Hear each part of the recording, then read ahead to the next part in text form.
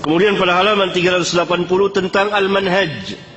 Al-manhaj adalah sikap dan cara beragama yang benar, yang lurus. Manhajul haq, agar anak-anak ini tidak mengikuti firqah-firqah sesat. Berapa banyak anak-anak yang condong kepada agama, dia semangat beragama, tapi duduk di majelis yang sesat, yang justru membinasakan mereka. Lihat yang mengajarkan tentang jihad sana, jihad sini, tanpa ilmu. Ngebom sana, ngebom sini. Itu anak-anak muda. Tapi sesat mereka dalam beragama. Maka kita ajarkan anak kita manhaj, agar mereka di dalam beragama tidak tersesat. Ada bom bunuh diri. Berapa banyak? Itu kan dilakukan oleh para pemuda.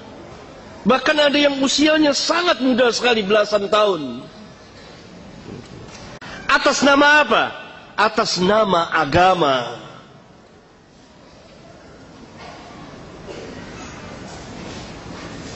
Kenapa? Karena mereka diajarkan oleh para penyesat atas nama agama. Mereka diajarkan bukan oleh ulama, bukan oleh orang-orang yang berilmu. Hanya mengandalkan semangat, bermodalkan keberanian, tapi tidak berilmu. Akibatnya perbuatan mereka merusak Islam dan kaum muslimin atas nama agama. Bahkan mereka yakin bahwa yang mereka kerjakan ini benar.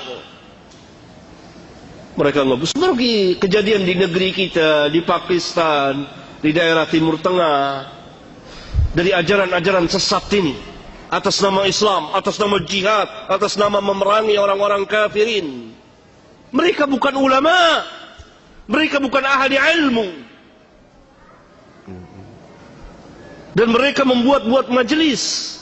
Nah, agar anak-anak kita tidak mengikuti ajaran-ajaran sesat ini, kita perlu mengajarkan manhaj.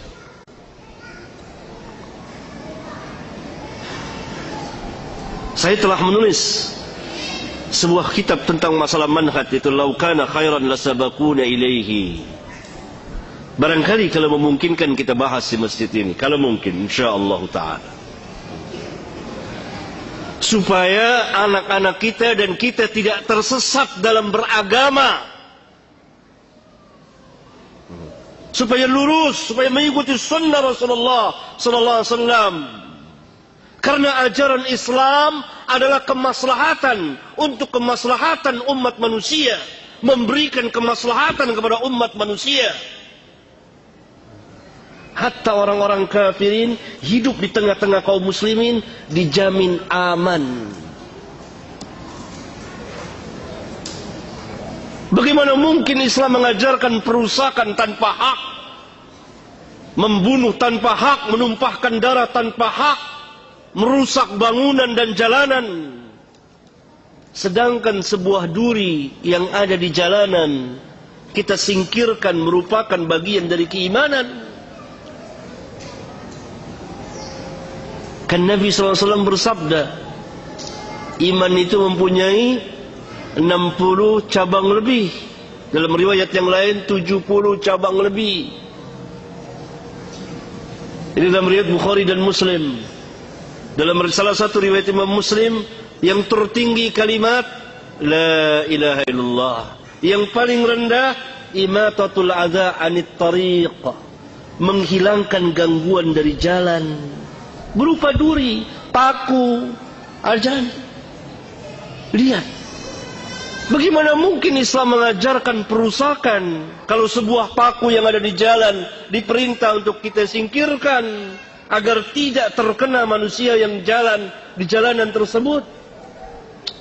Luar biasa ajaran Islam. Dan agar lurus ini kita belajar manhaj.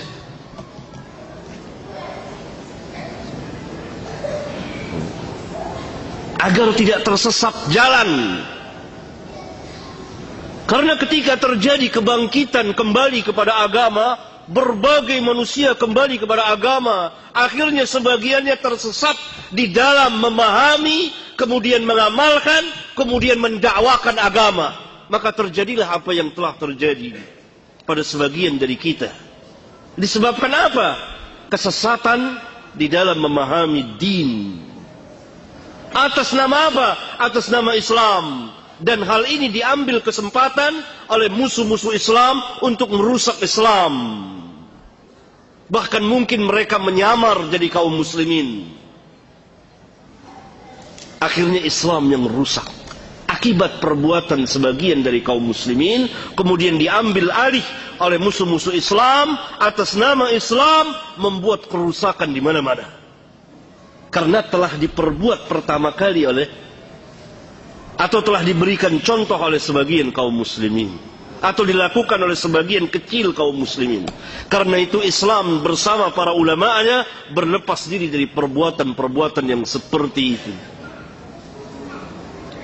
Nah, pemuda-pemuda ini belajar agama dari orang-orang yang tidak mengerti agama. Saya punya pengalaman tersendiri. Panjang cerita saya mengenai masalah ini. Pemuda-pemuda itu keras sekali. Mereka mengkafirkan sana, mengkafirkan sini. Atas nama Islam, atas nama jihad. Semangat. Mereka sholat, mereka ahli ibadah. Tapi bodoh. Semangat, tapi jahil. Berani, tapi tersesat jalannya. Belajar, tetapi kepada orang-orang yang jahil, bukan ulama. Mereka membaca ayat-ayat Al-Quran dari awal sampai akhir, tapi ayat-ayat itu tidak sampai melewati tenggorokan mereka, hanya sampai mulut saja. Mereka pahami sendiri. Ini akibat tidak adanya pelajaran Karena itu sejak lama, sejak saya tulis kitab ini, saya menganjurkan kepada beberapa sekolah atau katakanlah pesantren untuk ada kurikulum khusus tentang pelurusan cara pemahaman agama atau manhaj itu sendiri.